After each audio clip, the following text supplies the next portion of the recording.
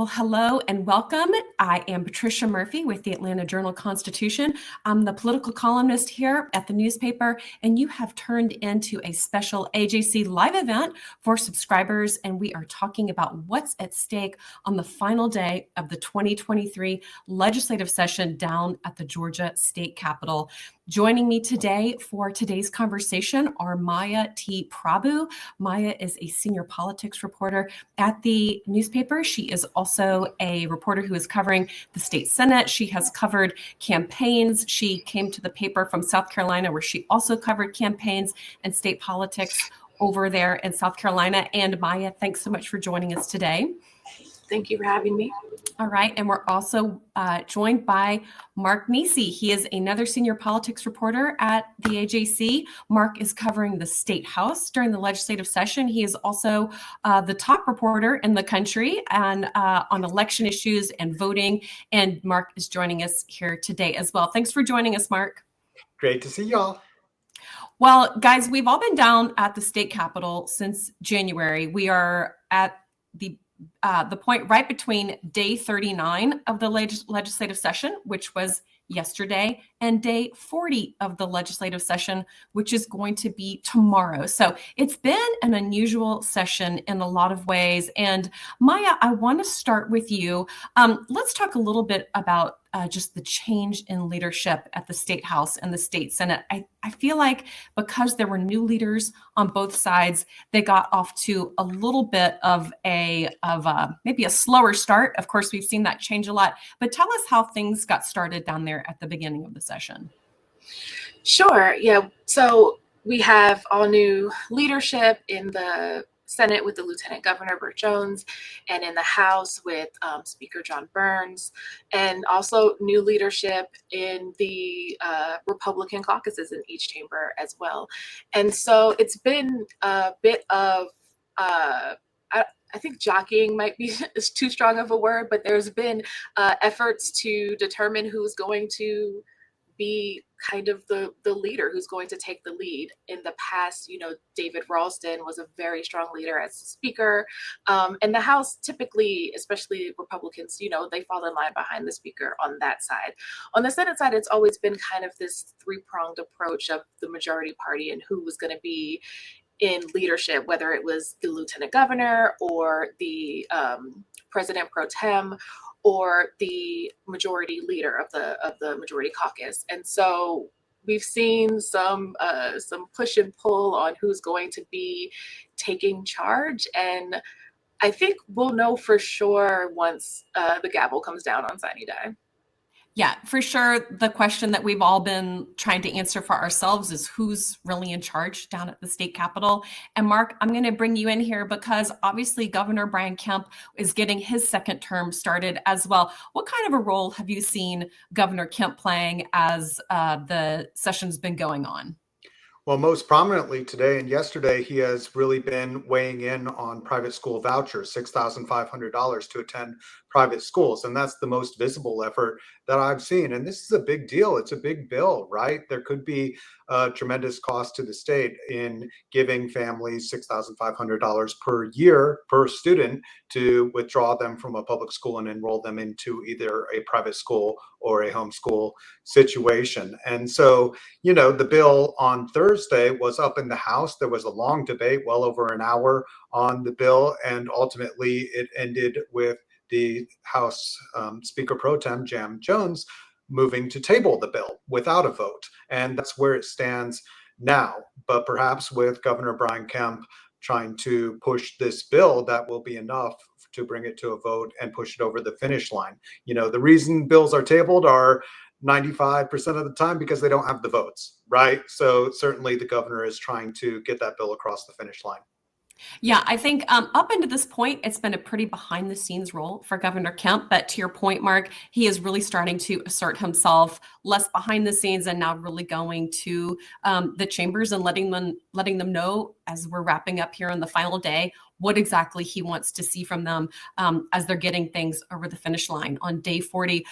So Maya, to bring us up to this point, tell me about the bills that you think have been the most high profile, especially in the state Senate. And I think maybe we should start with the transgender healthcare bill, because that seems to have been the most emotional debate down there at the state Senate so far. How did that play out as you were covering it?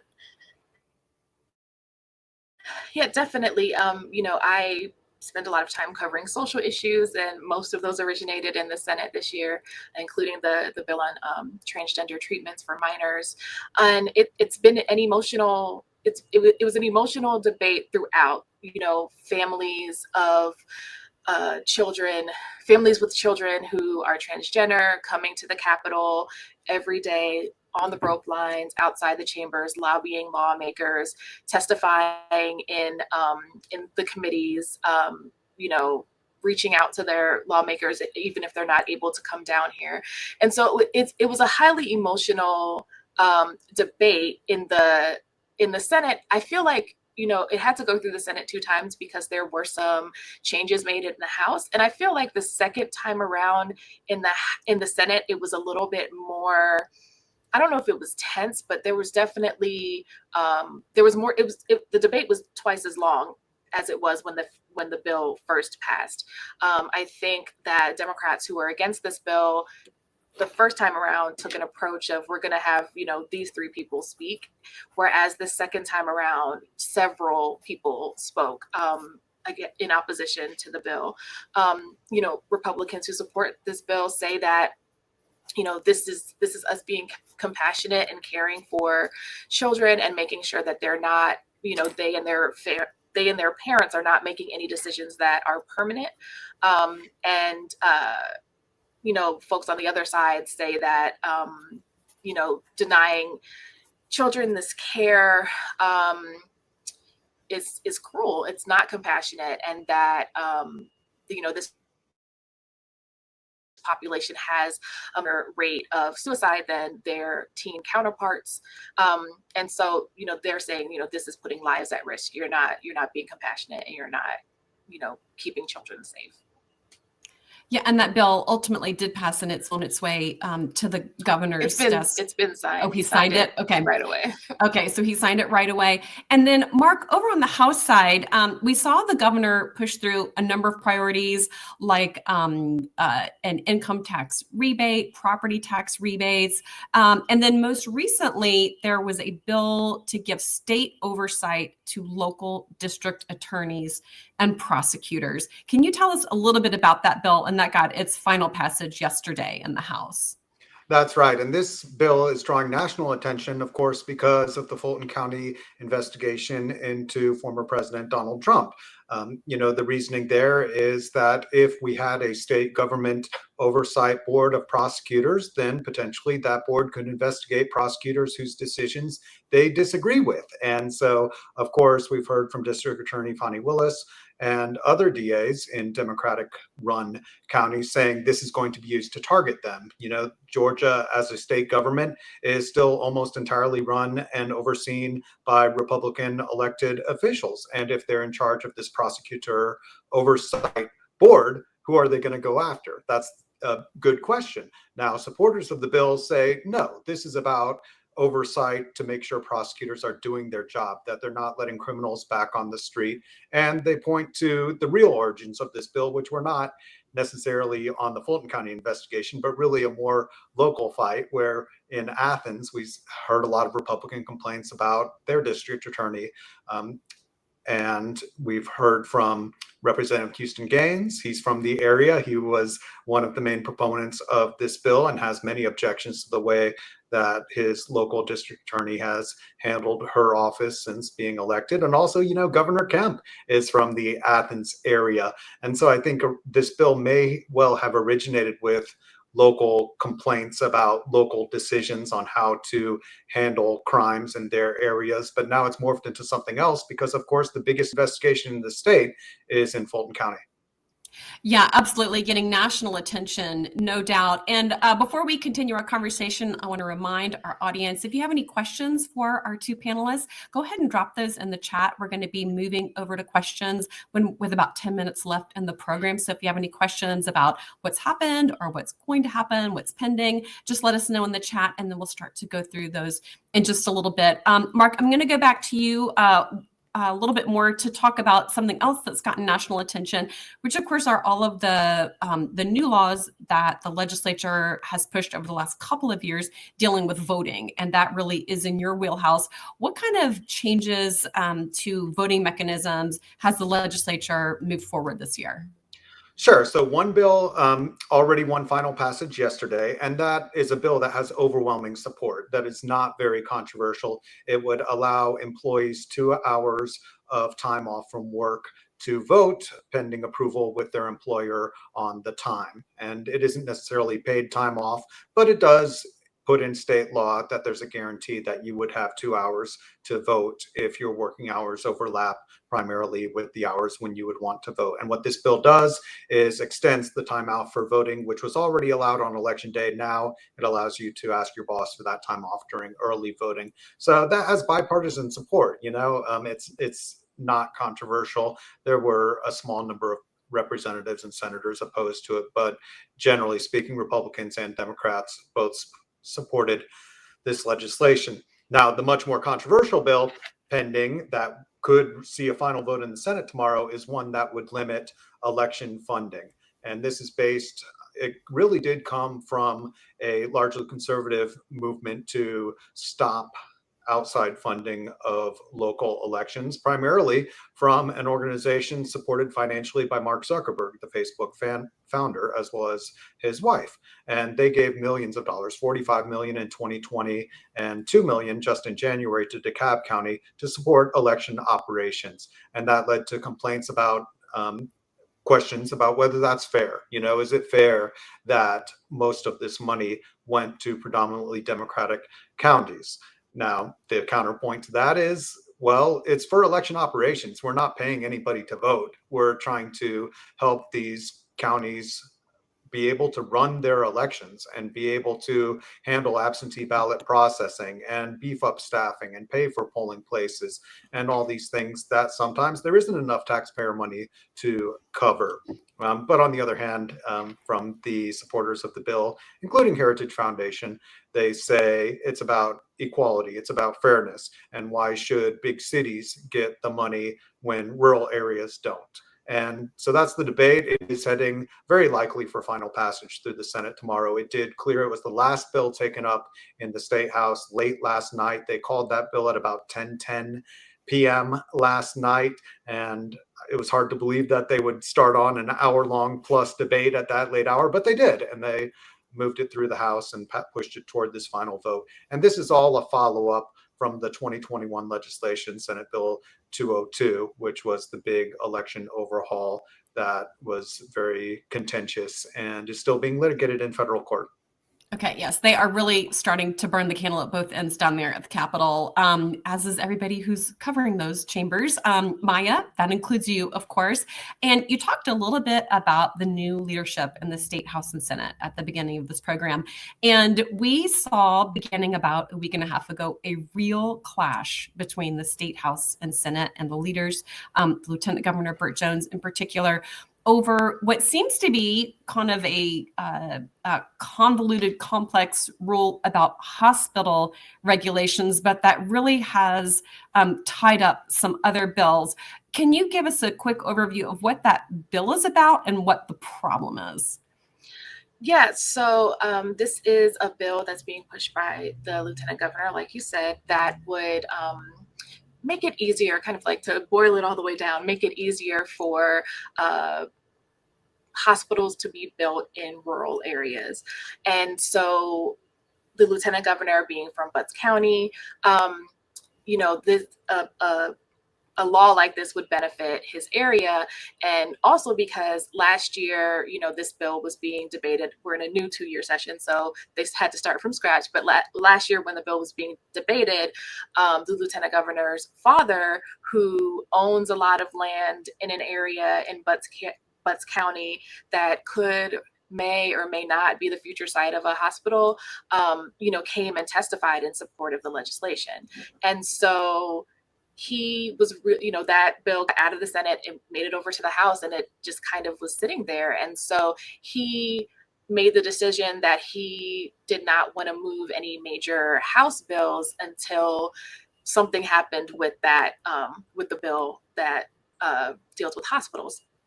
The bill that ended up being, it's crass, but we use a lot of shorthand down here. But like the bill that ended up being the hostage, right, was this mental health care bill that was a continuation of an overhaul that was initiated by Speaker David Ralston, late Speaker David Ralston, last year, and continued by his by the Speaker John Burns, and that bill, it came over to the Senate. It did not make it out of Senate committee in time to be placed on the calendar for a floor vote.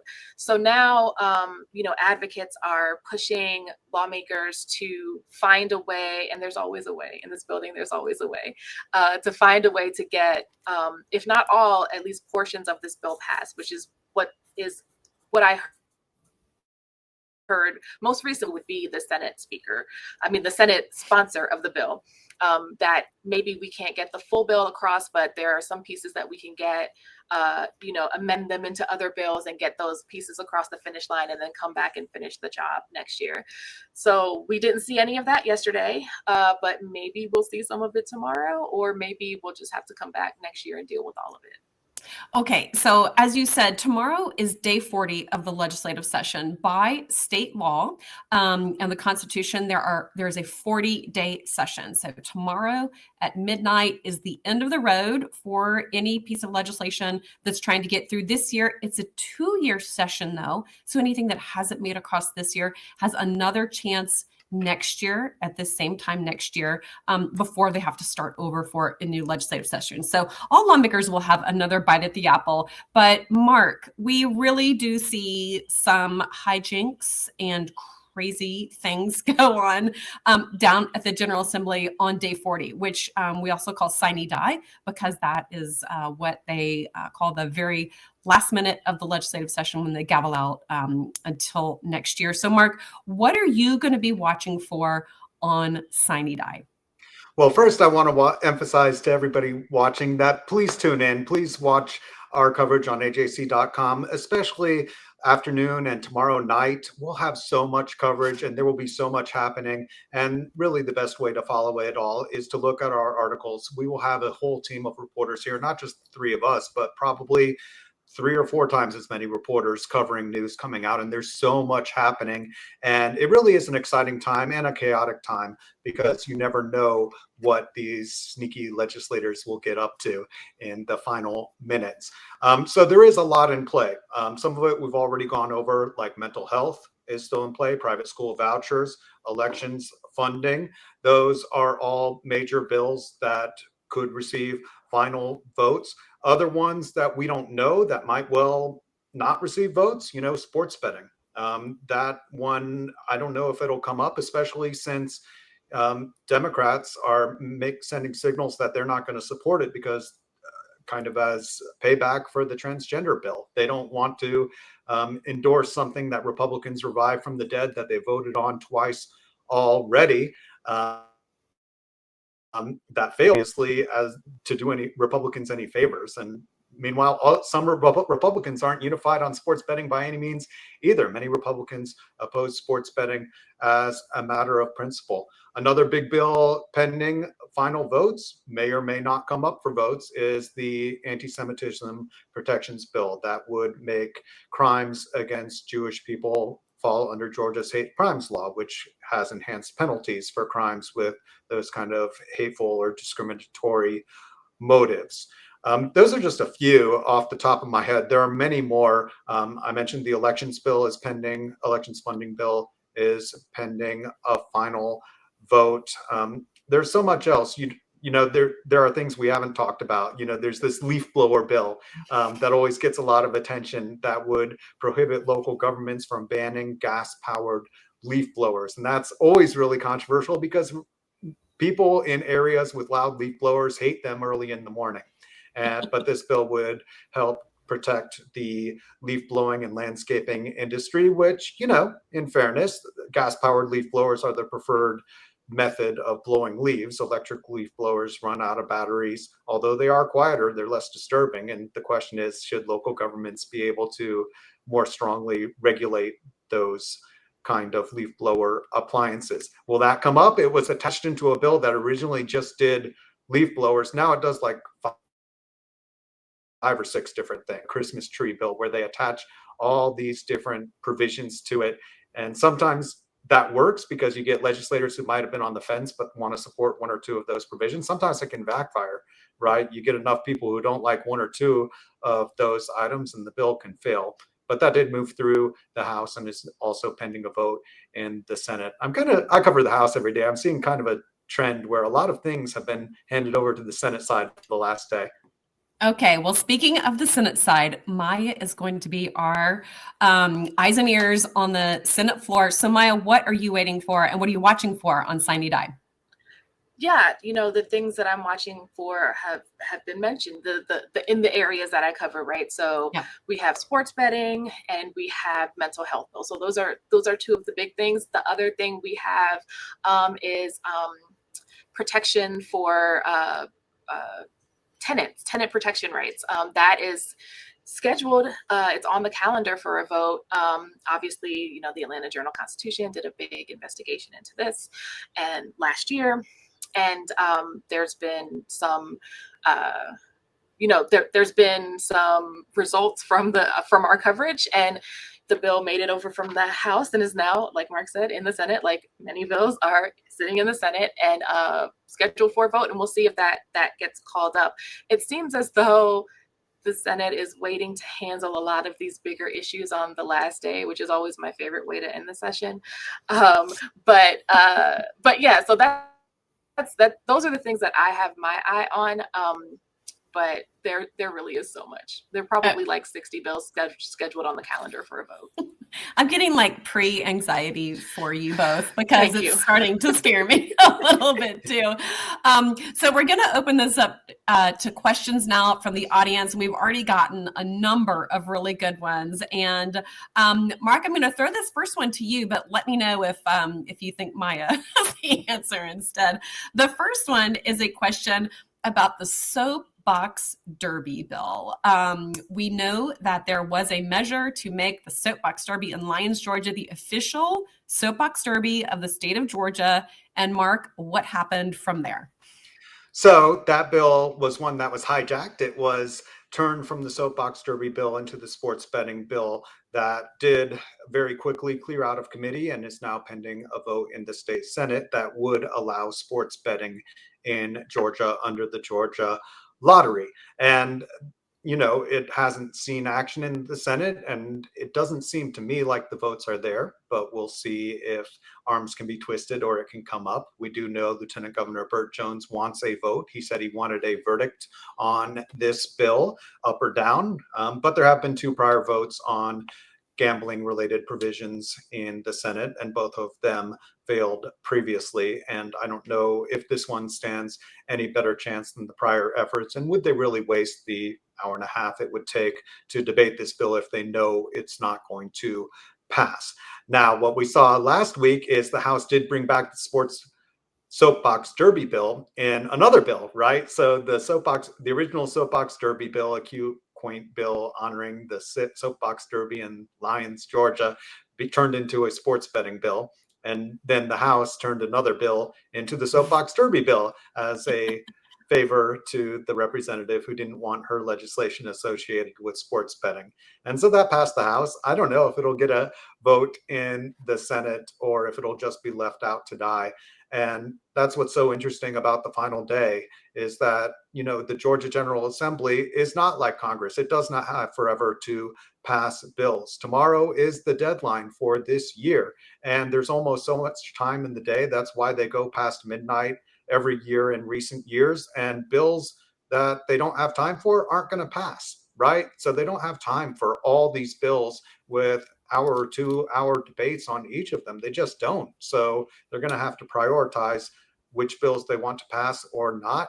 And sometimes what happens is it all breaks down into petty arguments and disagreements, and sometimes lots of things don't pass, right? You get into these situations where legislative leaders say, I'm not going to pass your bill if you don't pass my bill. And then the other side says, fine, let's go home. And that is a very real thing that can happen. And that's what happens to a lot of bills that don't have tremendous support, is they get left out to dry. Right. Okay. Well, the race is on for the soapbox derby bill. I'm kind of pulling for that. I think that's a nice bill. That was a question from Jean Seaver. Jean, thanks for tuning in. It's great to see that you're watching. We have another really good question. This is from Bennett Hardy, a subscriber, who has a question, and you're getting all the questions about leadership today.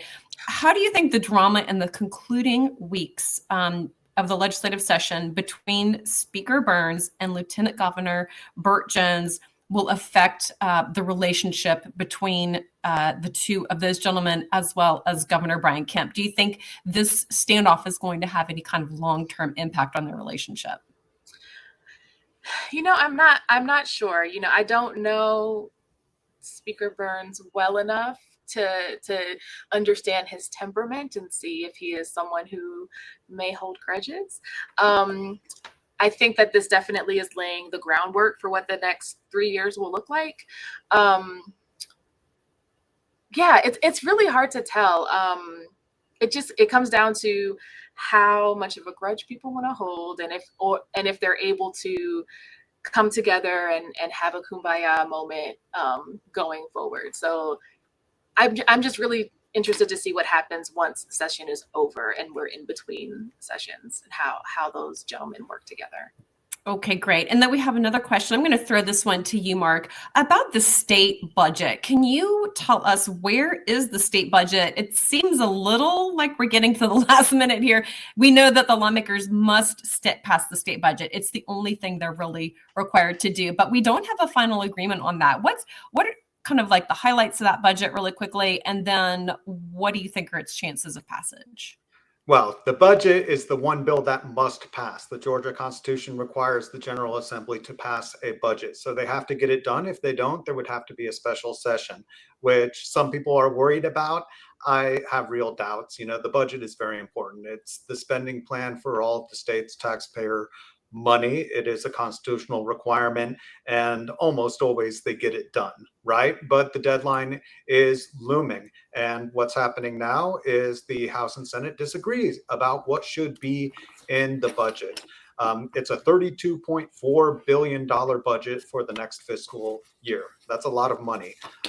Some of the highlights of the budget include pay raises for government employees. There's $6,000 raises in pay for state troopers, GBI investigators, and game wardens. And there's also $2,000 raises for teachers and state employees. There's also funding cuts to the University System of Georgia and to Georgia Public Broadcasting. In addition, there's a cut in the Senate version of the budget of $105 million from the University System of Georgia. And those are just a few of the items that are in play. They're also debating whether to fully fund the Hope Scholarship.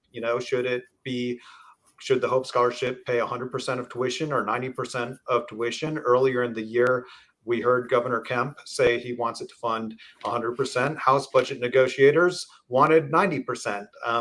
And we'll see where that lands. So it's a lot of moving parts. And ultimately, our budget and spending committee chairmen have to come to an agreement that they can bring to the House and the Senate for an agreement. And again, on the last day, the budget is not a simple thing to go through. It's a very important vote. It's going to take time, and the clock is going to run out.